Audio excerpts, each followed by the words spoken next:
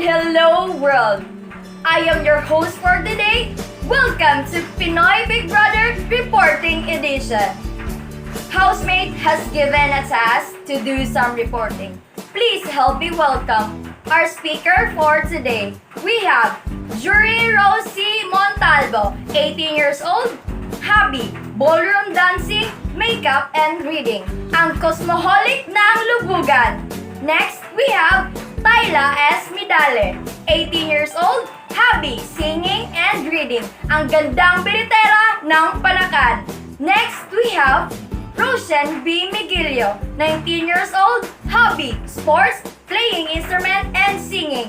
Ang singing diva ng Bunawan. Lastly, we have Denise Kathleen M. Muhino, 20 years old, hobby, singing, sports, doing makeup, and dancing. But dancing is her passion. Ang kulot dancer ng Panabo City. Good day, class. I am Miss Roshan Miguelio, and today I am going to discuss speech and language disorder. For you to have a better understanding of this section in the course, I am going to explain the essential terms. First, let's define speech. Speech is a neuromuscular act of producing sounds that are used in language. Do you guys have an idea on what is neuromuscular?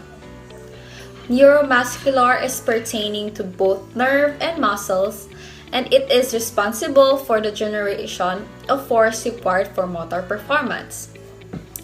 Next is the articulation. It is a formation of specific recognizable speech sound by the tongue, lips, teeth, and mouth.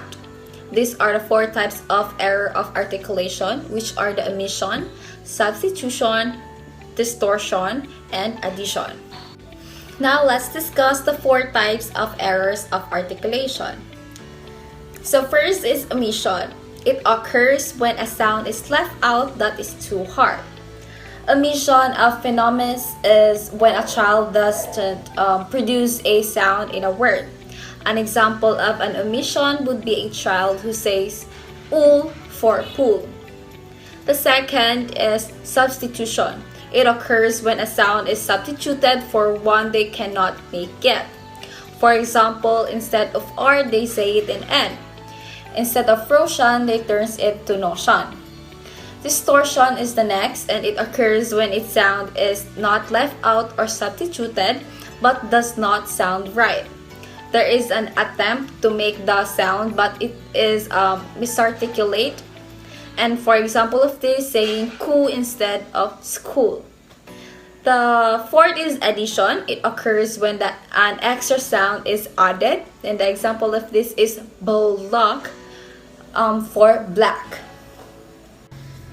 What is speech and language disorder? Speech and language disorder is a kind of communication disorder. It refers to difficulty of communication and related areas in oral motor function. Speech and language disorder include impaired articulation, stuttering, language impairment, or voice impairment, which adversely affects a child's academic performance. So the following are the causes of speech and language impairment. First is hearing loss, neurological disorder, traumatic brain injury, cognitive disorders, and physical disabilities. Speech impairment refers to difficulty in producing speech sounds. This includes stuttering, prolonging sounds, phonological or articulation problems, abnormal speech due to hearing impairment, and apraxia. Language impairment affects the understanding of language. It includes improper use of words and their meanings, inability to express ideas, inappropriate grammatical patterns, reduced vocabulary, inability to follow directions, inability to process and understand the content of what is spoken, but not understanding its meaning. Communication disorder. It is impairment in the ability to receive, send, process, and comprehend concept or verbal, nonverbal, and graphic symbol systems. There are two types of communication disorder, which is the speech and language disorder. So let's talk first about the speech disorder. It is impairment of the articulation of speech, sounds, fluency, and voice. It refers to the problem in voice quality and struggle in producing sounds. The parts of speech disorder are articulation disorder, fluency disorder, and voice disorder. So articulation disorder is the failure of development of expected speech sounds that are appropriate for dialect and age. Second is the fluency disorder, which it troubles speaking in a fluid or a flowing way. It is an interruption in the normal fluency and time pattern of speech characterized by sound and syllable repetition, broken words, audible and silent blocking, and hesitations. The third and the last is the voice disorder. It is characterized by inappropriate speech or pitch, including too high, too low, low monotone, interrupted by breaks. The loudness is too loud or not loud enough, and the quality is harsh, hoarse, breathy, or nasal. For the continuation of speech and language disorder, let's welcome Ms. Kathleen Muhinog. Hi, good day everyone. I am Kat and I am your reporter of the day. So now I am going to discuss about the language disorder. Language disorder has comprehension, use of spoken, written, and other symbol system. There are two types of language disorder: the receptive and expressive language disorder. First, we have receptive language disorder. It is a person who has it often doesn't understand what others say. They struggle with the meaning of language and may respond in a way that doesn't make sense. These are the type of person na nahihirapan talaga silang umintindi. But their challenges aren't related to hearing loss or intelligence. Second, we have expressive language disorder. It is a lifelong condition that impacts the ability to use language. People with the language disorder doesn't understand what others are saying, but they have a hard time expressing their own ideas when they speak. So now we will proceed about the language disorder may involve form of language. First, we have phonology. Sound combination, the study of the pattern of sounds in language and across languages. An example of phonology is the study of different sounds and the way they come together to form speech of words, such as the comparison of the sounds of two P sounds in pop-up. Second, we have morphology. It is a structure of words and construction of word forms. The study of the internal structure of words and forms, a core part of linguistic study today. The term morphology is Greek and it is made up of morph, meaning shape or form, and ology means the study of something. Third, we have syntax. It is a combination of words to form a sentence. The most basic syntax follows a subject plus verb plus direct object formula. That is, I will give some example. It is, Jillian hit the ball.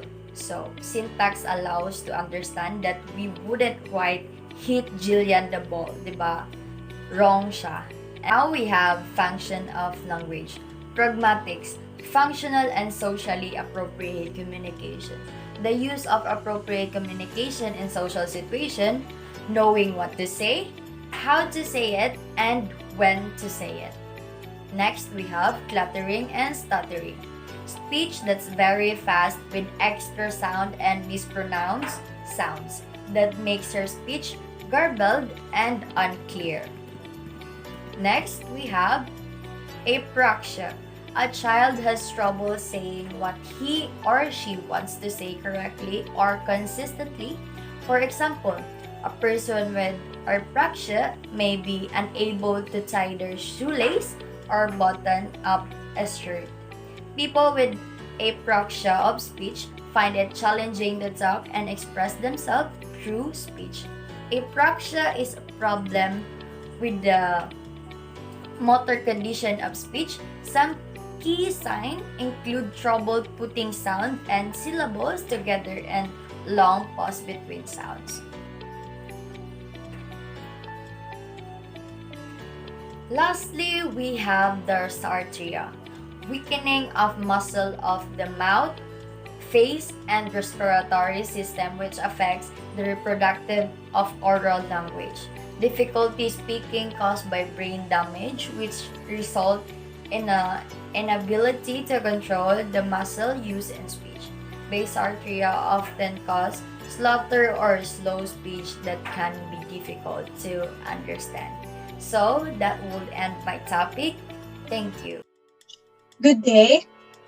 So as everyone knows, that special and inclusive education are specially designed to meet the unique needs of a child with special needs, even the children in general, that no matter the differences they have, they need an assistance in learning. And children with disorder like autism is not an exception to that. So in this presentation, we're going to dig deeper and get to know more about the children with autism and the programs that the school can establish in order for these learners to be assisted well in learning. So autism came from the Greek word autos, which means self, and its suffix ism implies a state of condition. And the word autistic means to escape from reality. So it is a spectrum disorder, which refers to a mental disorder that includes a wide range of linked conditions or variation in the type and severity of symptoms. People of all genders, races, ethnicity, and no matter what social status you have, can be diagnosed with ASD or autism spectrum disorder, but males are 4 times more likely to have autism than females. As we all know that autism is due to an impairment in behavior, social interaction, and communication. That is why it is defined as a triad of disorder that affects the child communication, interaction, and understanding. Studies from Individuals with Disabilities Education Act or so-called IDEA define autism as a pervasive developmental disorder significantly affecting verbal and nonverbal communications and social interactions. They also emphasize that this disorder can start even before the child turns 3 years old.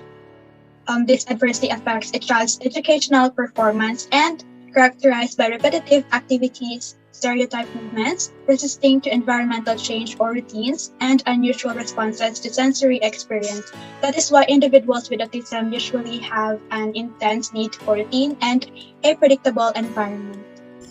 So now let us proceed to the classifications of autism, which are mild, moderate, and severe. Children with mild autism have a hard time communicating appropriately with others. For example, they may not say the right thing or the right time or be able to read social cues and body languages. A person with mild autism usually is able to speak in full sentences and communicate, but has trouble engaging in back and forth conversation with others. They may try to make friends but not very successful. They require support. The second classification of autism is the moderate autism. People with moderate autism will have more obvious problems with verbal and social communication than those diagnosed with mild. Likewise, they will find it harder to change focus or move from one activity to the next. Children with moderate autism tend to have very narrow interests and engage in repetitive behaviors that can make it difficult for them to function in certain situations. For example, they may pace back and forth or say the same thing over and over again. A person diagnosed with moderate autism tends to speak in simple sentences and also struggles with nonverbal forms of communication. They require substantial support. The last classification of autism, which is the severe, children in this category will have many of the same behaviors as those with mild and moderate, but to a more extreme degree. Problems expressing themselves both verbally and non-verbally can make it very hard to function, interact socially, and deal with a change in a focus or location. Those who are classified as mild and moderate are called high functioning. Only few of this population have special skills in numbers, memory, arts, music, and reading. So here are the characteristics of autism that was listed by Diagnostic and Statistical Manual of Mental Disorders. This includes impairments in social interaction, in communication, in behavior and in sensory processing. Note that impairment refers to the loss of one's normal physical or mental abilities, and that is what causes someone to function less. So first, we have the impairments in social interaction. There are some individuals with autism that acts less positive way when interacting. So these are the behaviors we can observe. Second, we have the impairments in communication. So there are some individuals with autism that experience challenges when communicating, and these are the behaviors we can observe. There are also individuals with autism that has impairments in behavior in which they experience unsuitable or have problems in handling their emotions under normal circumstances. So these are the behaviors you can observe from them. The preoccupation and attachment with a particular object, repetitive movements such as arm flapping, head banging, likes monotony or routine activities, feels the need to fix or rearrange ways, extreme fear with no apparent reason, causes injury to self or others. But that doesn't mean that they are not defined as violent, because it is not their intention to hurt someone.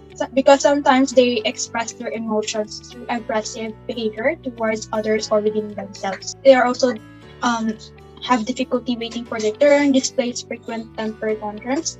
They are also sometimes hyperactive, which is being easily distracted or impulsive, and sometimes lethargic, that sometimes have the lack of energy.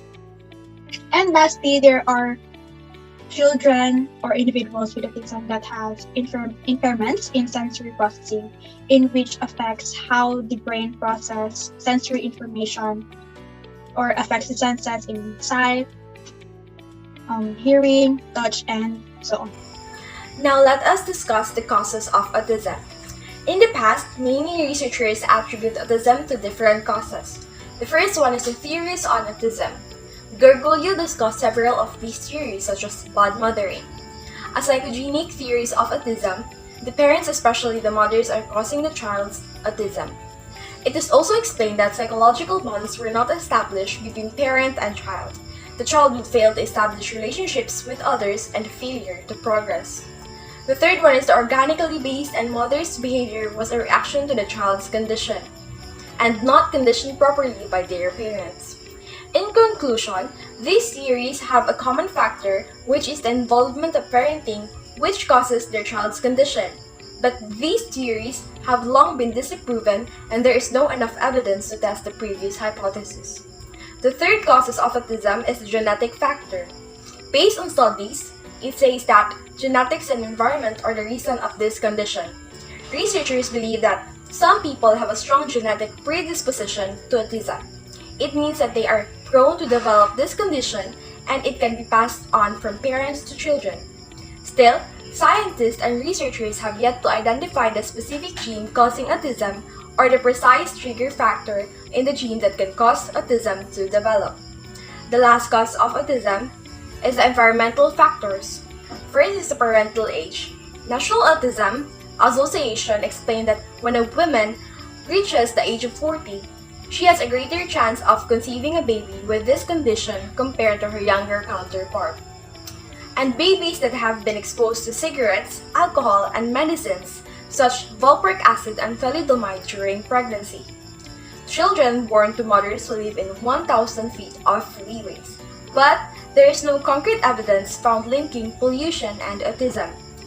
Pesticide and chemical exposure such as lead and mercury. Eating too much canned good, processed meats, carbonated drinks, roasted food, and limited vitamin intake. So here are the list of school-based programs that were made. First, we have the Teach C, the Pivotal Response Screening, Sensory-Based Intervention, Emotional or Development, and Social Narratives. So these programs listed here aim to develop and maximize the learning competencies and to teach the values in order for these learners to be made valuable and effective members of society. So first program, we have Teach C, which stands for Treatment and Education of Autistic and Related Communication Handicapped Children. This was introduced by Eric Sculptor in the late 1970s. So this is a whole of life program that focuses on the skills and strengths that children with autism have and aims to build and promote development. So this is for all ages and for all types of skill levels. And Eric Sculptor also observed that children with autism can benefit if adults will give special attention to the physical environment where they interact. So this comes with 8 dimensions. First, we have the physical organization. This is the physical layout of the classroom, considering the furnitures, materials, equipments, wall designs, colors, curtains, the lighting, and the carpet inside the classroom. So this helps minimize the visual and auditory distractions that make the students to focus on their specific activities. Second, we have the work systems. So students will be guided here in doing things independently by visual cues. It also helps to monitor their tasks and the completing of their sessions. So this is mostly includes pictures, symbols, and numbers. Third, we have the task organization. So Sculptor pointed that organizing the tasks make the students to work independently, accomplish or complete tasks, and the final outcome. Fourth, we have the alternative and augmentative communication. So when we say alternative communication, it is a replacement for standard communications, and the augmented communication or augmentative communication is the one that enhances the communication that the person knew. So this is a form of communication for learners with autism to be assisted in developing their communication skills. So this comes in different forms: the facilitated communication or supported typing, and the picture exchange communication system or PECS. So the facilitated communication is when the facilitator physically supported learners in demonstrating his or her preferred ways by pointing out pictures, symbols, letters, and words, while the PECS only uses pictures. Fifth, we have behavioral interventions. So this encourages the learners to practice appropriate behavior, just like saying greetings, like good morning, goodbye, and etc. And discourages the inappropriate, just like shouting. So teacher can use the following. We have the task analysis and the backward chaining method. Sixth, we have the applied behavioral analysis, or so-called ABA. So here the teacher seeks for the priority skills that the child needs to know the instructions applicable and will be evaluated at the end of the session. Seventh, we have the incidental teaching. So the teacher here will teach the child based on his or her interest. And lastly, we have the discrete trial teaching, or the DPT. So it is a one-on-one session between the teacher and the student where there is a sequence of routines and topics or planned learning trials are followed. It comes with 6 parts, which are the antecedent that leads the child to respond, prompts response that can be either successful or not, the consequences for correct response, in which includes showing the correct answer and continue to encourage the learners, the correct consequences for incorrect response, and the intertrial interval. Now let us proceed to the pivotal response training. It is developed by educational psychologist Robert Kogel and Dean Kern Kogel in 1970s at the University of California. It targets the important or the pivotal areas in the child's development, such as motivation, responsiveness to multiple cues, self-management, and social initiation. The first pivotal area is motivation. Improving the motivation of children with autism can increase their responsiveness in the environment stimuli. These are the ways to improve the motivation of the child with autism. First is to allow the child to choose materials during activities to give them a sense of engagement. Next, combine previously learned tasks with a new one to give them sense of success. Third, encourage the child from the moment he attempts a response. Lastly, use natural and direct reinforcement. Next, we have the sensory-based intervention. So this was developed by Jean Ayres, as according to her observations, Learners with autism are experiencing a variety of sensory deficits in the areas of tactile, visual, auditory, olfactory, gustatory, balance, and body awareness that may often lead to their disruptive behavior and learning difficulties. So these individuals were categorized into hypersensitive, in which refers to excessively sensitive in responding, and hyposensitive, in which those individuals not that can't feel things from one or more senses, just like a child not responding to a loud noise. Next is the emotional or developmental model. The National Autistic Society and Research Autism revealed that developmental interventions works to focus the core deficits within each learner rather than their outward behaviors. Educators and professional workers must engage on the learner's actions and interest in order to definitely build socialization, communication, affection, and the specific skills of symbolic thinking and logical reasoning. One typical teaching technique is floor time. What is floor time? It is created by Greenspan and Wither, a play-based interactive intervention that aims to increase socialization, improve language, and decrease repetitive behavior. Greenspan believes that adults getting down on the floor to interact with children has a major importance. In this technique, the child is given 20 to 30 minutes to get down the floor and play. Through this manner, the child is encouraged to interact with other people. The teacher can follow the lead of the child in his interests and motivates him to engage him with the activities. Lastly, we have the social narrative. This social narrative visually represents social situations and appropriate social behaviors, and they support the person with autism in understanding social context and in developing a new social skill. This includes three types rather. First, we have the social stories, which was developed by Carol Gray. So this kind of stories used as behavioral strategy and improves individual understanding of events and expectations that may lead to more effective response. So second, we have the comic strip, still developed by Carl Gray. So it is a visual representation of conversation that uses stick figures, symbols, and colors, and includes dialogues during conversation that shows feelings and intentions of the people in the conversation. Lastly, we have the power card, which was designed around students' special interests. It includes a short script written in the first person on a card with colored illustration or photographs. So that's it for autism. Thank you for listening.